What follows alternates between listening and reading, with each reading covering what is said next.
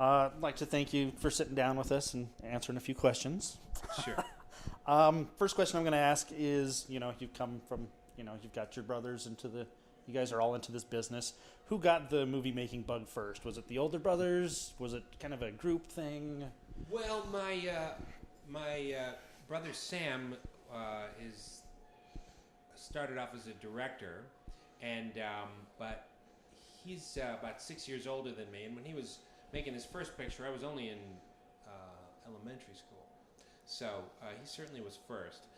My other brother is primarily a doctor, emergency medicine doctor and internist, and he only works in the business sporadically. Okay. Now I hear you collect skulls of all kinds. Now are these replicas or are these actual real skulls? How did you know that? I did some research. Yes, I do. I find them different places. Sometimes taxidermist businesses, they have a lot of them that they discard because frequently, the collector will only want the back half of the animal. And sometimes at the front end of the animal, it's easy to remove the skull. So I make sure that they're all treated, not raw. That's important. You don't want rotting carcasses in your office. No. That said, I find it interesting. I'm an amateur student of history and biology, and I do like those subjects, and so that stuff fascinates me very much. So yeah, I do collect them. I have one human skull, but I don't know where it's from. Any favorite piece in your collection? Yeah, I do actually. I have a bone that I think is from Europe. This guy told me it was, but I don't know. I mean, could have dug it up in North Carolina. But there is an actual, without a doubt, a musket ball through it. Oh, really? So I don't know. Man, I hope it's not some Civil War dude. But this guy was selling it, so I totally bought it. And I had it authenticated, so it's pretty cool. Oh, yeah, cool. A little morbid, but it keeps me interested.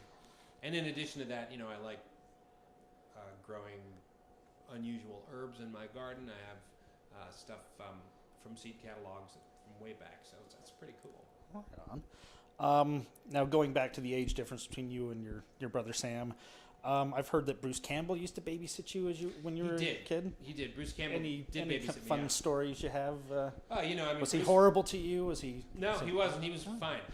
He would. He would come over and eat at my house all the time. My dad said, "Look, if you're going to sit here and eat dinner every night, you got to make yourself useful. So, go take Ted, to his, piano lessons, cello lessons. Go take him, see his friends and stuff." So he said, fine. So I got to know Bruce that way, and I've known him since I was about 11 years old, 12 years old. So long time. Great. Yeah. Okay.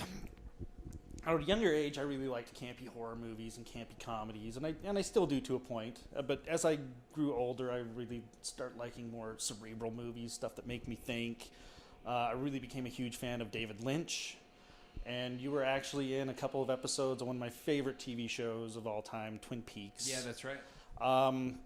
Now, I know David Lynch himself did not direct either of the episodes you were in. No, he didn't. Did you have any interaction with him? What was it like working on that television show? Oh, well, it was great working on Twin Peaks. I remember, I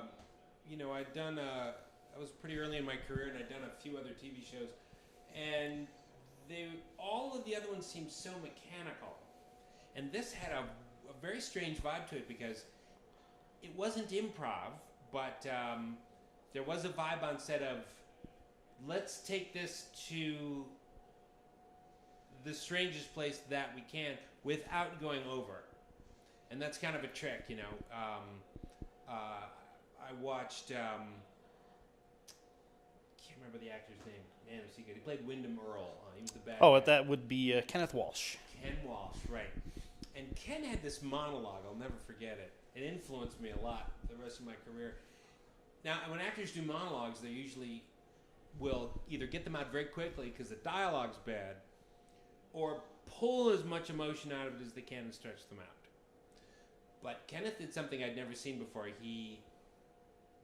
he behaved, even though this other character who I played was being kidnapped, he behaved as though I was a captive audience of children, and he was telling this little story about deers gambling in the forest. I mean, it was surreal experience, and but I learned that acting and writing and directing can be anything, in that you can pull it out of its normal two-dimensional boundaries and take it somewhere else. So that was influential to me, that show. It really was. I did meet David Lynch briefly. He was okay, just brief. the normalest guy I'd ever met. That's what I've heard. But yes. You know, I think he likes tuna melts and vanilla shakes. I don't think he would shock you very much. Another director I really enjoy is Wes Craven, and he did 2 original horror movies I think are really great. Nightmare on Elm Street, the original, is just, I don't know, it's one of my favorites. Another one, kind of wacky, but in the same vein of A Nightmare on Elm Street, was Shocker. Oh, thank you. You play Pac-Man, the coach's aide. Right. One thing I really liked about the character in that was that Horace Pinker, the guy who can possess the bodies. Mitch Pileggi, yes. Before he'd done his big TV show. Yeah, before the X-Files. Yeah, before X-Files. He talks about how he tried to possess you, but you just had too strong a will, and he couldn't. Right. He couldn't possess you. So I really liked that about your character, and everyone seemed to really like you. Everyone on the football team. Yeah. What was it like working with Wes Craven and Peter Berg? Now that Peter has actually gone to directing now. Now Peter, that was his first movie, and my first movie too. Great. It was great work. Peter was in those days like today. He's an enthusiastic guy with very creative, sort of multifaceted, kind of a guy. Wes was and still is. Well, sorry. Wes, before he was a director, was a history professor. I think at high school or maybe for some smaller college, but he has the vibe of a history professor. You know, most directors get on set and they're just in jeans and a sweatshirt. You know, Wes would come on in his corduroy coat with the brown patches and, the knit tie, and he just looked like somebody's teacher had walked onto the set, and he's got a very quiet way about him. So he's unlike most directors in that regard. He doesn't engender a sort of, wild rock star vibe. Instead, it's much more subdued and sort of quiet. So that was refreshing and interesting to see. I thought when I made that movie that all directors were like that, because I had no idea. It was the first big movie I'd ever done. And then it was a slap in the face the next few movies you did? Well, no, I wouldn't call it a slap in the face. I'd just call it an unfortunate awakening. Gotcha. Okay. Let's leave it at that. So I got just a couple more questions for you here. Sure. So working in films like Spider-Man and The Grudge and Xena, Lunatics, A Love Story, is there any type of role still out there that you haven't played that you really would like to play? Well, it's not the type of role so much as just the script itself. And I don't, I've hit every genre there is to hit, as far as I know, except one, which is war. I've never done a war picture or a war Is that TV something show. that would interest you? Yeah, it would. I mean, but seeing that's not coming anytime soon, I've been waiting for 20 years for that to happen. So I'm going to make it myself.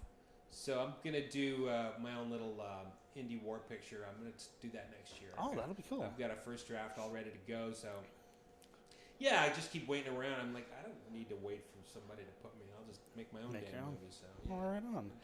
Okay, the last question I have is actually from my wife. Okay. At our house, the Evil Dead 2 you commentary. Know about underwear folding? No, not at all. Do you not fold your underwear very well? I don't do the folding. I wash and dry. I don't. No. She folds it. Okay. We watched the Evil Dead 2 commentary so much. It's ridiculous. It's a very, it's a fun commentary. But there is a scene that she just cracks up every time, and it's when Annie and Ed are getting off the plane, and in the commentary Bruce is explaining, that's Ted back there opening the doors of the plane, and through the whole scene of them walking in the background, you can see you fudging with this door trying to get it open, and you just cannot get it open. True. She loves this. And she just wanted to know more about that. Yeah, well, that movie is wasn't a low budget movie, but sorry, it was not a micro-budgeted movie, but it was low. I think it was something like $3 million, and that was in 1986 or 87 money, which is the equivalent of something closer to 10 million today, 8 to 10, I guess. So low, but so everybody had to pitch in. Oh, yeah. You know, when it's a low budget, when you don't have that many millions of bucks to make a big movie. So yeah, you know, I played the million little parts. So was that one shot, or did you do that shot over and over, and that's the one they kept? Do you remember this at all? I don't remember. Oh, You know, okay. this is like 20 Oh, years yeah, ago. yeah, I yeah. do not remember that. But yeah, it was a while ago. It's just 25 years ago now. All right.